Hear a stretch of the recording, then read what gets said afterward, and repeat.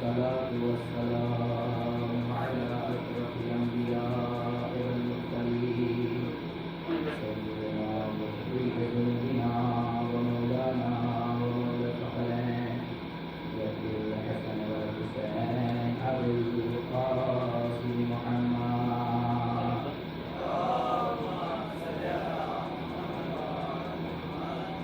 وعلى الطيبين الطاهرين المعصومين المظلومين المنتظرين ورحمة الله على آبائهم أجمعين. أما بعد فقد قال الله تبارك وتعالى في كتابه الكريم قوله الحق بسم الله الرحمن الرحيم وإذا سمعوا ما أنزل إلى الرسول ترى أعينهم تفيض من الدمع مما عرفوا من الحق يقولون ربنا آمنا فاكتبنا مع الشاهدين.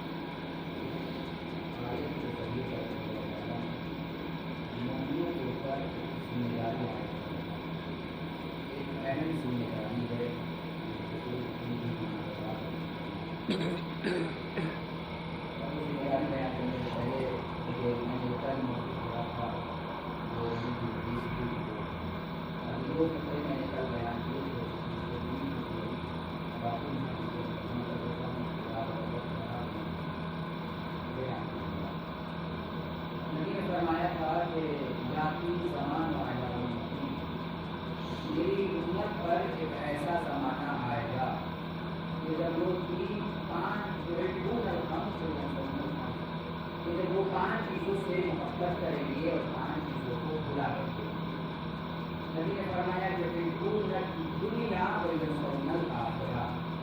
دنیا سے محبت کریں گے اور آخرت کو بھلا کر دیں گے. المال وینسون الحساب مال سے دولت سے ثروت سے پیسے سے روپے سے دولت سے محبت کریں گے اور حساب کو بھلا بیٹھے ہوں گے. اس کے بعد جہاں تک میں گفتگو آپ کی خدمت میں پیش کی تھی اپنی معروضات پیش کی تھی اب یہاں سے گفتگو سماعت فرمائیں. اس کے بعد نبی نے تیسرا فیصلہ فرمایا کہ میری امت پر ایک ایسا زمانہ آئے گا کہ جب یہ پانچ چیزوں سے محبت کریں گے اور پانچ چیزوں کو بھلا بیٹھے ہوں گے. تیسرا فیصلہ نبی نے فرمایا یحبون المخلوق وینسون الخالق مخلوق سے محبت کریں گے اور خالق کو بھلا بیٹھے ہوں گے. اس کا مطلب کیا ہے کہ مخلوق سے محبت کریں گے اور خالق کو بھلا بیٹھے ہوں گے. توجہ چاہوں گا مخلوق سے محبت کریں گے اور خالق کو بھلا بیٹھے ہوں گے. اس کا مطلب کیا ہے؟ اس کا مطلب یہ ہے کہ دنیا والوں سے محبت کریں گے یا کہ مخلوق میں اپنی زندگی بسر کریں گے. تذکرہ جب کریں گے تو دنیا کا تذکرہ کریں گے, سیاست کا تذکرہ کریں گے, دنیا کے بارے میں بیان کریں گے, ذکر دنیا کریں گے, اللہ کا ذکر نہیں کریں گے. جس نے ان لوگوں کو پیدا کیا ہے اس کا ذکر نہیں کریں گے. توجہ ہے عزیزو. اور ذکر خدا یاد خدا ایک نعمت ہے. ذکر خدا یاد خدا ایک نعمت ہے. جو انسان ذکر خدا نہیں کرتا وہ اس نعمت سے محروم ہے. توجہ ہے عزیزو. جناب موسیٰ نے پروردگار سے دعا کی, پروردگارا یہ قوم بنی اسرائیل یہ قوم تیری نافرمانی کرتی ہے, تیری بات نہیں مانتی, تیرے نبی کی کوئی بات نہیں سنتی. پروردگارا ان پر عذاب نازل کر دے.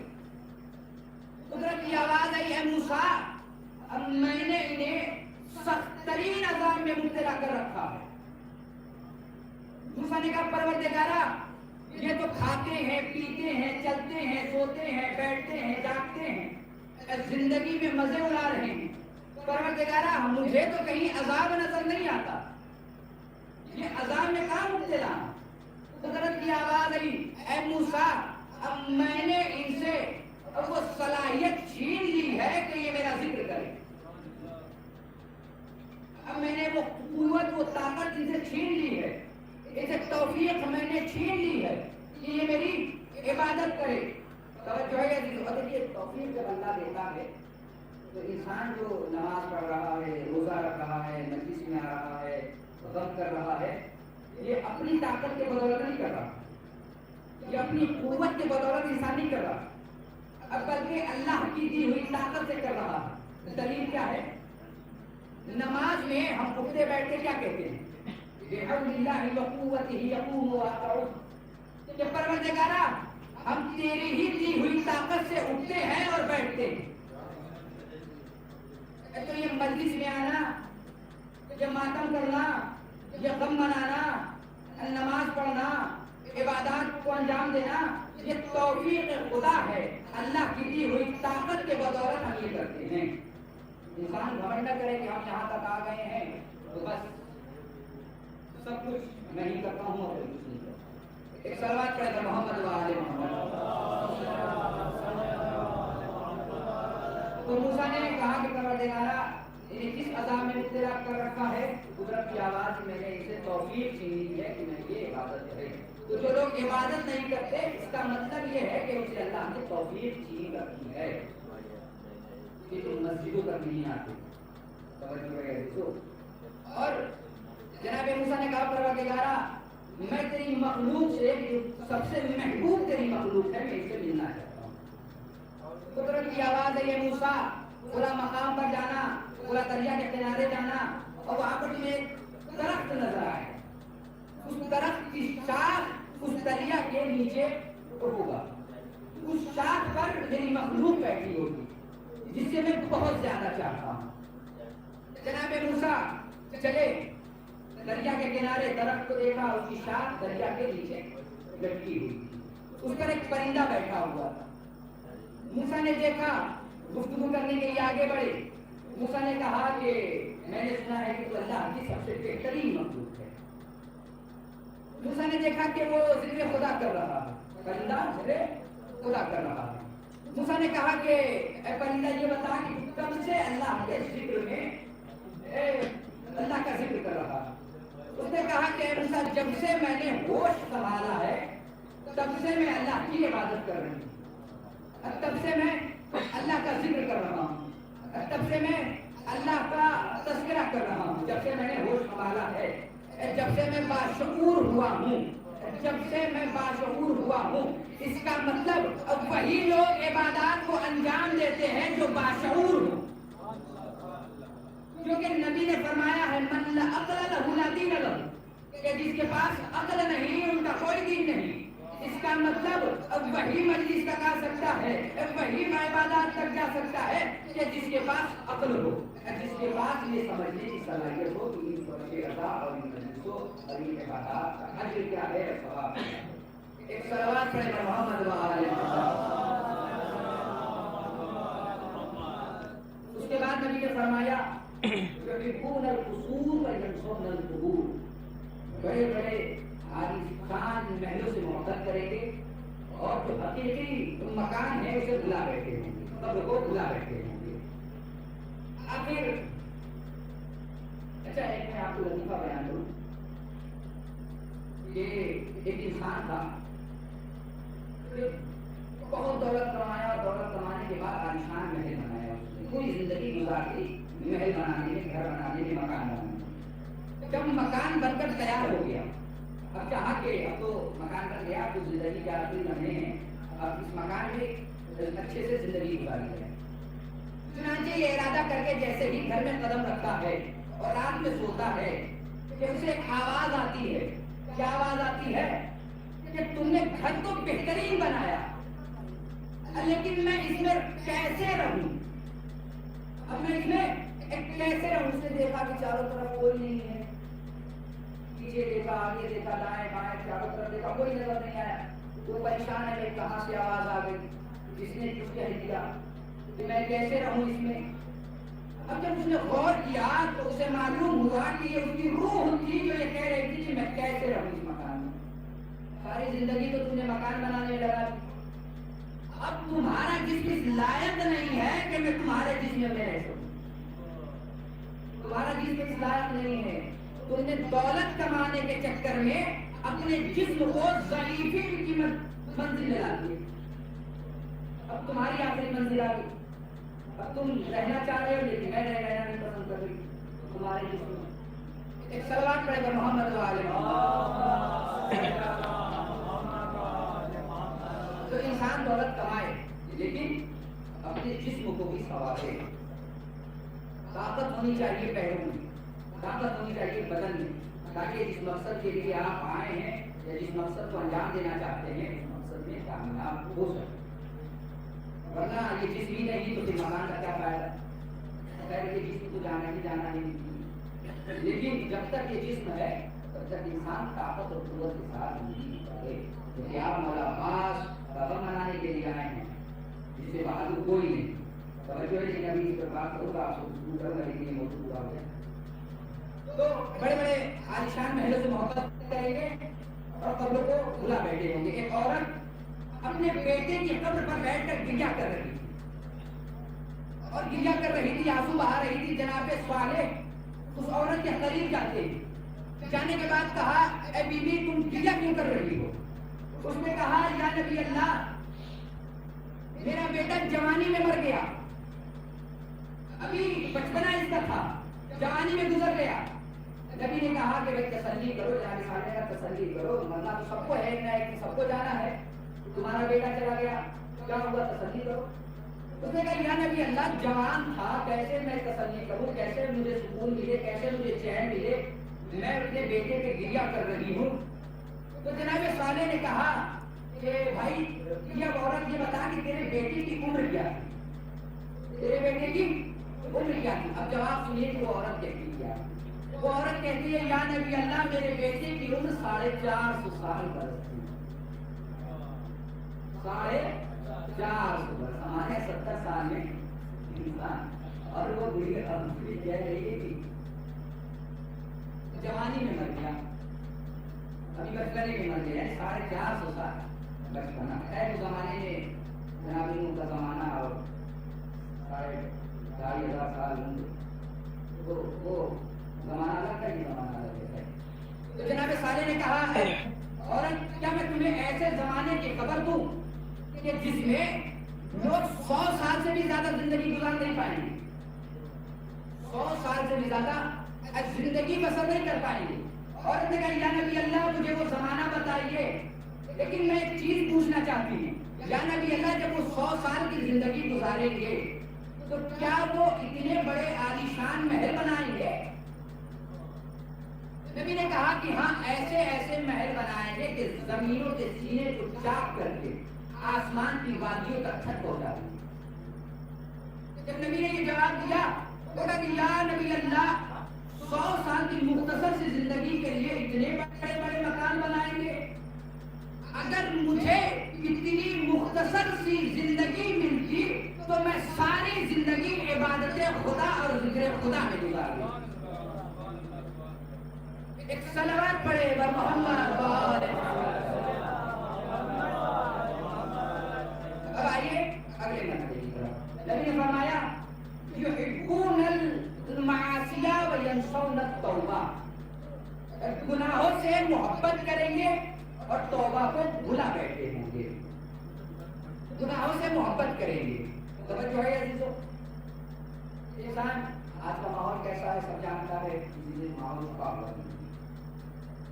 نبی کی خدمت میں ایک انسان آیا, ایک جوان آیا. آنے کے بعد عرض کرنے لگا یا نبی اللہ میں نے ایک گناہ کیا ہے, یا نبی اللہ میرے گناہ کے لیے آپ استغفار کر دیجیے.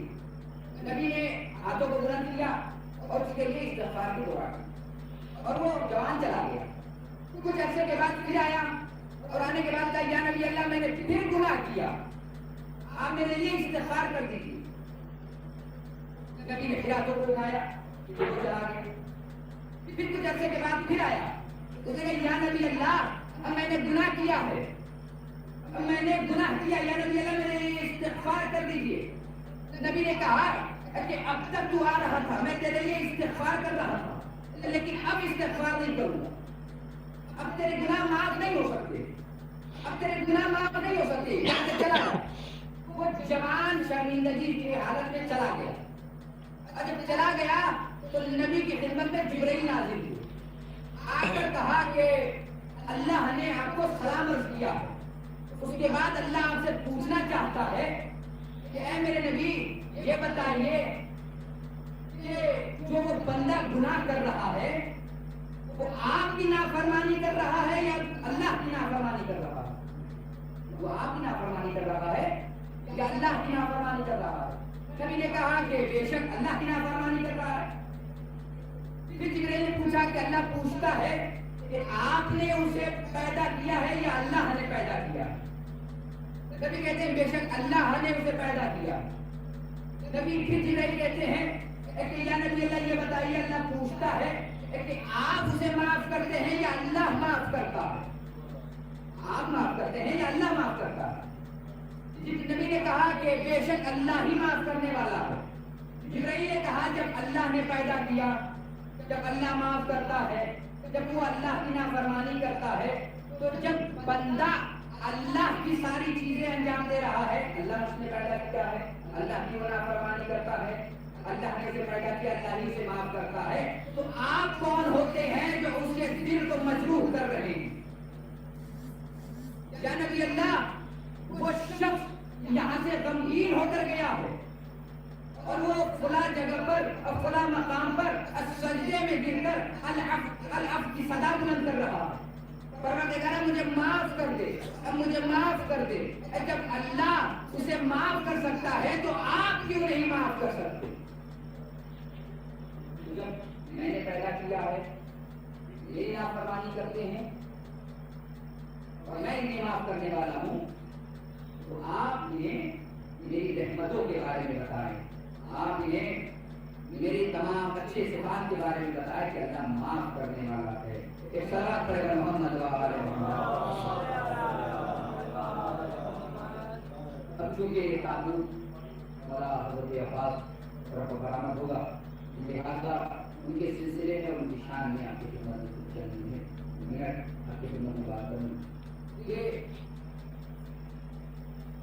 علماء نے یا ذاکرین نے، خطباء نے، مرثیہ خانوں نے، شاعروں نے ملاقات کی جو تمام تر صفتوں کو بیان کیا ہے، شاعری میں، کتابت میں، ذاکری میں، مرثیے میں زیادہ تر دو صفتوں کو بیان کیا ہے۔ ایسے بہت صفت ہیں لیکن دو صفتیں زیادہ بیان کی، اور شجاعت کو بیان اور وفا کو بیان کیا ہے، دو صفتیں زیادہ بیان کی۔ یہ بھی صاحب نے مرثیہ پڑھا اور اشعار پڑھ رہے تھے شجاعت کے سلسلے سے، تو زیادہ تر لوگوں نے مولا پاک کی شجاعت اور وفا کو بیان کیا ہے۔ جب شجاعت کو بیان کیا تو کہا غازی، اور جب وفا کو بیان کیا تو وفا بنا کہا۔ توجہ ہے، لیکن ان دونوں صفتوں سے ایک صفت اور ہے کہ جو ان دونوں صفتوں سے بلند ہے، اور وہ صفت کیا ہے؟ وہ صفت ہے اطاعت، وہ صفت ہے اطاعت، جو ان دونوں صفتوں سے بلند صفت ہے اطاعت۔ وہ کیسے؟ اب توجہ چاہوں گا اور اطمینان سے توجہ چاہوں گا۔ اطاعت کیسے ہے دونوں صفتوں سے بلند؟ اگر کوئی سامنے انسان کھڑا ہو اور اگر کوئی بہادر اس کے سامنے کھڑا ہو اور اگر وہ شان اس کی شان میں کوئی گستاخی کرے، بدتمیزی کرے، بے ادبی کرے یا کچھ بھی کرے جس سے جلال آ جائے اور غصہ آ جائے، تو بہادری اور شجاعت کیا کہتے ہیں؟ تلوار ہاتھ میں ہو تو حملہ کرو، شجاعت اور طاقت، ہمت اور بہادری یہ کہتی ہے کہ بھائی تم حملہ کرو۔ چلیے ہمارے لیے اور آپ کے لیے مشکل ہے تلوار چلانا، لیکن عباس کے لیے ارے یہ وہ ہے کہ جو سب سے بڑے شجاع ہیں، سب سے بڑے شجاع ہیں، اس لیے کہ ان کو شجاعت سکھانے والے اور تلوار بازی سکھانے والے کوئی اور نہیں بلکہ امیر کائنات ہیں، جو اس کائنات میں سب سے بہتر تلوار چلاتا ہے۔ علی سے بڑھ کر کوئی تلوار چلانے والا عرب کے زمانے میں پیدا ہی نہیں ہوا، تمام استادوں میں سب سے بہتر استاد علی، اور اپنے بیٹے کو تلوار بازی سکھا رہے ہیں، تلوار چلانے کا طریقہ بتا رہے ہیں، کیسے بیان کر رہے ہیں؟ عباس جب آگے سے کوئی حملہ کرے تو یوں کرنا، عباس کوئی پیچھے سے حملہ کر دے تو تم یوں حملہ کرنا، کوئی بدن سے آئے تو یوں کرنا، اور فقط تلوار بازی ہی نہیں سکھاتے بلکہ میدان میں لے جا کر اور انہیں بیان بھی کرتے تھے کہ کیسے لڑا جاتا ہے۔ جنگ صفین کا واقعہ آپ سب کو معلوم ہے۔ جنگ صفین میں جب مولا کے چہرے پہ نقاب لگا کر گھوڑے پر سوار کر کے میدان میں بھیجا تھا، جب بھیج رہے تھے جملہ کہا عباس کچھ بھی ہو جائے، فوجی کتنے بھی آ جائیں، جب زیادہ فوجی آئے تو تمہارے قدم پیچھے ہٹنے کے بجائے اور آگے بڑھنا چاہیے۔ شجاعت سکھا رہے ہیں، شجاعت بیان کر رہے ہیں۔ عباس جب تم دشمنوں کے درمیان جاؤ، دشمن کثرت بہ کثرت آتے رہے تو تمہارے قدم پیچھے نہیں ہٹنے چاہیے بلکہ اور تیزی سے آگے بڑھنے چاہیے۔ عباس مقتل میں گئے، عباس میدان میں گئے، نقاب پہنے ہوئے ہیں، اب نقاب پہنے ہوئے ہیں، دشمنوں نے دیکھا، سمجھ نہیں آتا کہ کون آیا، چہرہ ڈھکا ہوا ہے، سمجھ نہیں آتا کہ کون ہے یہ۔ معاویہ نے کہا کہ اگر لشکر بھیجو، اگر یہ پیچھے ہٹے تو اس کا مطلب کہ یہ علی نہیں ہے، اور اگر یہ مجمع کی تعداد دیکھ کر بھی حملہ کرتے ہوئے آگے بڑھے تو اس کا مطلب کہ یہ علی ہے۔ اب جو معاویہ نے لشکر بہ لشکر بھیجنا شروع کیا، تعداد بھیجنا شروع کیا، تاریخ یہ کہتی ہے کہ عباس کے قدم پیچھے نہیں ہٹتے بلکہ عباس اور تیزی کے ساتھ حملہ کرتے ہوئے آگے بڑھتے ہیں۔ اب دشمنوں میں ایک شور اٹھ گیا کہ بھاگو بھاگو علی آ رہا ہے۔ اب دشمنوں کی تعداد بڑھتی چلی گئی، عباس حملہ کرتے کرتے دشمنوں کے درمیان پہنچ گئے۔ جب باپ کوئی بھی باپ ہوگا اس منظر کو دیکھ کر، جب کوئی بیٹا درمیان میں ہو پھنسا ہو تو ہر ایک باپ چاہے گا کہ بیٹے کی جلدی مدد کرے۔ چنانچہ جب اب علی نے عباس کو درمیان میں دیکھا دشمنوں کے تو ایک مرتبہ علی گھوڑے پہ سوار ہوئے اور میدان میں آئے۔ علی کا چہرہ ڈھکا نہیں تھا، دشمنوں نے جیسے ہی دیکھا یہ علی ہے، اب علی آ رہے ہیں، یہ علی ہے، تو یہ نقاب میں کون ہے؟ جب یہ علی ہے تو یہ نقاب میں کون ہے؟ اب جیسے ہی علی نے کہا بیٹا اپنے نقاب کو ہٹاؤ، اب جیسے ہی نقاب کو ہٹایا، اب دشمنوں نے کیا دیکھا کہ یہ عباس ہے، اب جیسے ہی دیکھا اب معاویہ نے کہا کہ یہ علی کا بیٹا ہے جو علی کی طرح لڑتا ہے۔ ایک صلوات پڑھے بر محمد۔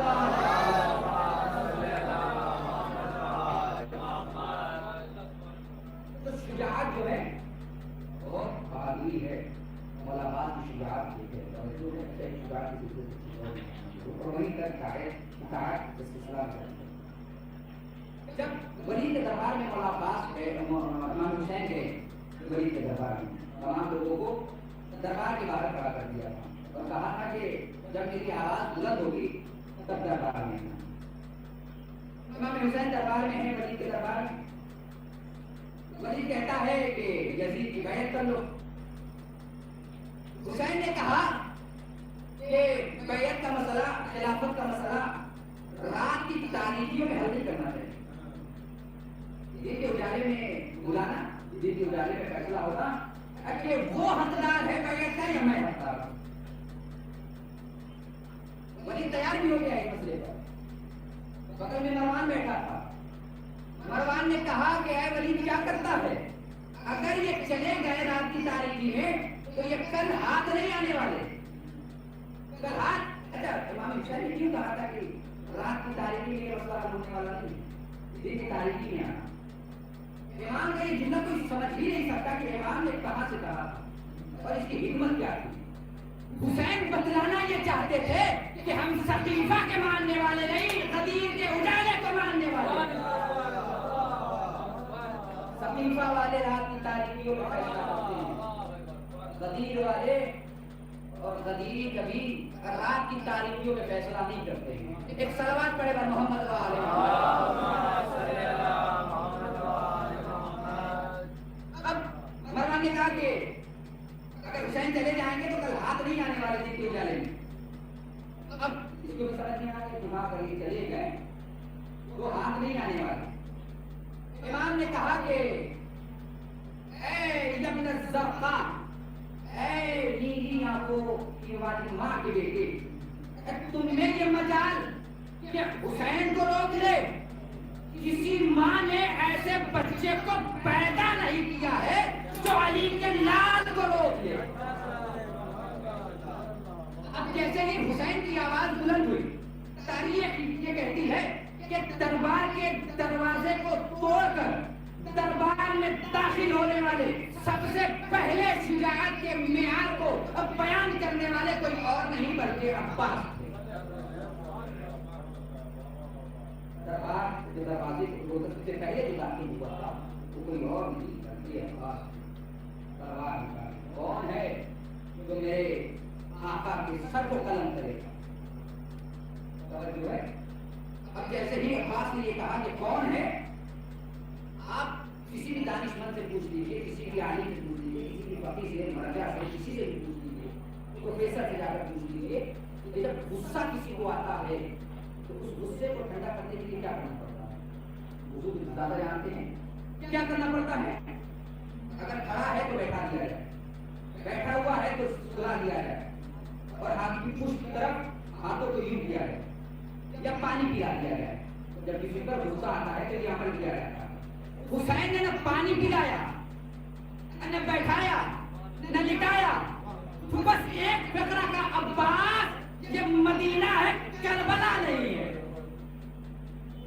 عباس جو جلال میں تھے فوراً تلوار دنیا میں. یہ ہے اطاعت کی منزل. عباس جیسا شجاعت چاہتے تو قتل کر دیتے، لیکن عباس نے بتایا کہ ہم غصہ بھی کرتے ہیں تو امام کی وجہ سے، اور ہم اس غصے کو پی بھی جاتے ہیں تو امام کی وجہ سے. یہ اطاعت کی منزل ہے. اور یہی وجہ ہے کہ جب مولا عباس کربلا میں کہہ رہے تھے کہ آقا مجھے جنگ کرنے کی اجازت دیجیے، تو آقا نے کہا، حسین نے کہا کہ عباس تو میرے لشکر کے علمدار ہیں، تم کیسے جانا. عباس نے دائیں دیکھا، بائیں دیکھا، دیکھنے کے بعد اکٹھا کرتے ہیں آقا اب وہ لشکر ہی کہاں کہ جس کا میں علمدار ہوں. اب وہ لشکر ہی کہاں باقی ہے کہ میں جس کا علمدار ہوں. اب جیسے ہی یہ خطرہ سنا تاریخ کی کہتی ہے کہ عباس ایک خیمے کی طرف چلے. بس چند فکرے بڑھوں کا مسائل ہے، اس کے بعد تعلق برآمد ہوگا اور آپ زیارت کریں گے. عباس خیمے کی طرف چلے، ایسے خیمے کی طرف چلے کہ جہاں خالی مشکیزیں رکھے ہوئے تھے. اب کیسے ہی عباس خیمے میں گئے، ایک منظر دیکھا کہ سکینہ اور 20 سے زیادہ بچے خالی مشکیزے کو کلیجے سے لگائے ہوئے کہہ رہے ہیں عباس چچا پانی پلا دیجیے، چچا ہمیں پیاس لگی ہے، العطش العطش کی صدا بلند ہے. جیسے ہی یہ منظر عباس نے دیکھا، سارے بچے کو لیا اور حسین کی خدمت میں پہنچے. آقا تاریخ یہ کہتی ہے کہ جو بچے حسین کے قریب گئے تھے، عباس لے کر گئے تھے، پیار کی شدت سے کئی بچے بے ہوش ہو گئے، رش کھا کر گر گئے. عباس نے کہا آقا میں جنگ نہیں کرنے جاؤں گا، آقا میں تلوار نہیں لے کر جاؤں گا، آقا بس اتنی اجازت دے دیجیے کہ میں ان بچوں کے لیے پانی فراہم کر سکوں. حسین نے کہا عباس ٹھیک ہے تم جاؤ. اب عباس مقتل کی طرف چلے، نہر فرات سے پانی بھرا. پانی بھرنے کے بعد مقتل سے واپس ہو رہے تھے کہ عباس کا دونوں بازو قلم ہوا. جب دونوں بازو قلم ہو گئے تو حرملہ نے ایک تیر عباس کے مشکیزے پہ مارا. اب جیسے ہی تیر مشکیزے پہ لگا، عباس کی آس ٹوٹ گئی. جو خیمے تک آنا چاہتے تھے، عباس نے گھوڑے کو الفرات کی طرف موڑ دیا. اب حسین خیمے نہیں جانا چاہتے، اب حسین خیمے میں نہیں جانا چاہتے. جب حسین عباس کو رخصت کیے تھے تو جملہ کہا تھا عباس اب وہ آنکھیں جاگے گی جو کبھی سویا کرتی تھی. اب جیسے ہی عباس مقتل میں گرے ہیں، آواز یہ السلام علیک یا ابا عبداللہ، آپ پر سلام ہو اے میرے آقا، یہ جملہ سنا، ایک بھائی نے اپنے کمر کو تھاما، تھامنے کے بعد کہا اے میرے بھیا، ارے تیرے مرنے سے میری کمر۔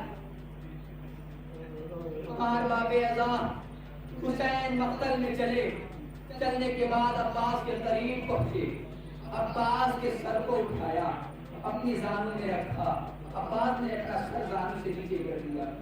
آقا ارے آپ موجود ہیں، میرے سر کو زانوں میں رکھ رہے ہیں، لیکن آقا ارے جب آپ زمین کربلا پہ گریں گے، اے عباس ارے جب میں کربلا کی زمین میں گروں گا، میری مادر گرامی۔ مار باب ازاں اب عباس کو لیا، چاہا کہ وقت خیمے کی طرف لے کر چلے۔ باب ازاں سب سے بہادر تھے عباس، ظالموں میں یہ خوف پیدا جو کیا تھا عباس نے کہ جو خیام حسینی کی طرف آنکھ اٹھا کر نہیں دیکھتے تھے، یہ عباس کی بدولت تھا۔ لیکن جیسے ہی عباس مقتل میں گئے اور بازو قلم ہوئے، کہ ہر انسان شیر بننے لگا۔ تاریخ یہ کہتی ہے کہ جو بزدل تھے ان لوگوں نے عباس کی لاش کے ساتھ بے حرمتی کرنا شروع کی، تلواروں پہ تلواریں چلانا شروع کی، عباس کے لاشیں کو تقسیم کر دیا۔ بس آخری فقرہ، اس کے بعد تابوت برآمد ہوگا۔ عباس کے لاشیں کو تقسیم کر دیا۔ اب حسین خیمے میں آئے، علم کو لے کر خیمے میں آئے۔ زینب نے پوچھا بھیا صبح سے تم لاشیں پہ لاشیں لاتے رہے، کبھی اکبر کا لاشا لایا، کبھی محمد کا لاشا لایا، کبھی قاسم کا لاشا لایا، میرے عباس کا لاشا کیوں نہیں لائے؟ یہ جیسے ہی فقرہ سنا حسین طرف کے کہتے اے بی بی، ارے جب میں عباس کے لاشے کو اٹھانا چاہا، ارے عباس کا لاشا ٹکڑوں میں تقسیم تھا، ارے میں کیسے لاشا لا؟